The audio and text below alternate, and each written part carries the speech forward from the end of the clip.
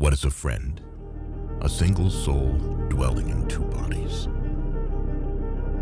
Aristotle was an ancient Greek philosopher, scientist, and one of the highest regarded thinkers of Western history. Aristotelian ideas were, for example, eudaimonia, the concept of ethical and virtuous life, and also the meaning and essence of friendship. His philosophies remained important even after the intellectual revolutions of the Renaissance and the Enlightenment.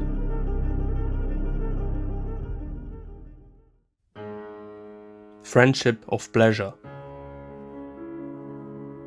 The friendship of pleasure is a simple one which revolves around the way friendship can generate pleasurable moments and connections. This type of friendship is limited by the bounds of the aspects which include pleasure, and everything outer is past those bounds.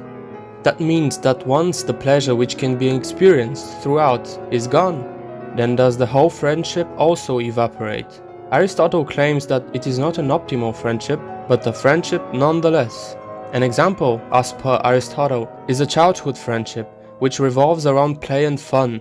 In the Berserk world, one such instance would be the friendship between Nina and Joachim. Infatuation, lust and desire are the dominant feelings in this relationship. Nina accepted Joachim as a companion and wanted to indulge in pleasure with him. Joachim went hesitantly with it, until it got too much when he was proposed to eat a soup with human meat. Nina reacts to that radically and unrealistically by real-world standards, rejects their friendship and denounces him in front of the cultists who now want to kill him.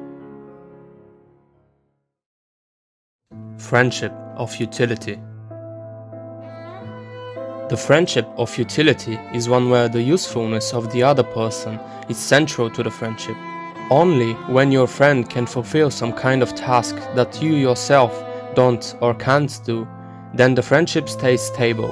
The hairdresser, the taxi driver, the barman, they are all reciprocal relationships of utility. In the mentioned examples, one gives money in exchange for a service, yet still you could build a friendly connection with them. Aristotle states that such relationships are usually found amongst old people. To this type of friendship count Guts and Griffith. It wasn't a mutual decision to not develop the friendship further and let it stay at the level of utility. Guts was for Griffith mostly a weapon for war. He personally states that Guts is his. Griffith doesn't see him on most cases as anything else. On rare occasions it seems that a glimpse of a real relationship can be seen. Once Griffith had Guts in his grip, they started to like each other for their similarities. Griffith was a different kind of a leader for Guts. Strong and smart, but also fair and deeply interesting.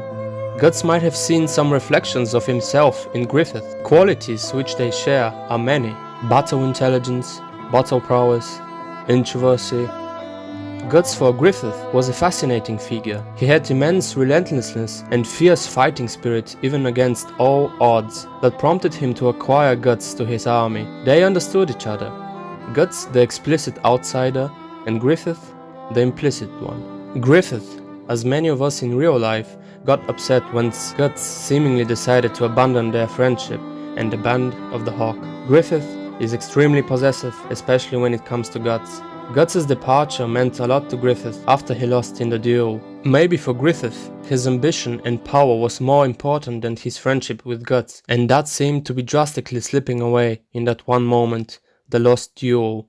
Guts, on the other hand, tried to find or achieve the last and the highest type of friendship with Griffith by leaving the band and chase his own dream. Friendship of virtue. If you like your friend for who they are and your friend pushes you to be better, you have a friendship of virtue. Aristotle claims that this is the rarest kind of friendship because the people must also themselves be virtuous and find someone who also strives to be a better person. Guts saw the good qualities of Griffith. He seemed to fulfill categories such as justice, intelligence, temperance and courage. Thus Griffith could easily be called virtuous for the naked and unknowing eye. Guts himself possessed the cardinal virtues of Plato, prudence, justice, fortitude and temperance, and tried to develop them further. Training day and night and fighting for his comrades was Guts' calling. However, it appeared that Griffith had set a requirement for his friends, someone who has ambition and strives towards a goal of his own. Guts took that to heart and understood it as an opportunity to reach that friendship of virtue with the great man Griffith. So Guts was prepared to set off on a journey and find his own dream. Then all hell broke loose. Guts was to Griffith a friend of utility and even pleasure. He liked Guts' impressive abilities which helped him to further his own ambition. It was pleasurable to have such a henchman, a toy. Once Guts was slipping from his grip, Griffith took it personally. Griffith didn't want a friendship of virtue. Griffith wanted power. And he thought he still had the power over Guts. That was how he won him over to begin with. So it happened that wasn't the case anymore. Guts beat Griffith in a duel and embarked on his journey.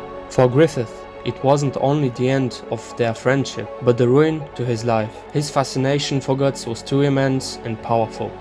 While one man attempted to achieve a virtuous friendship with a great friend, the other overflowed with the resentment because power was slipping through his hands.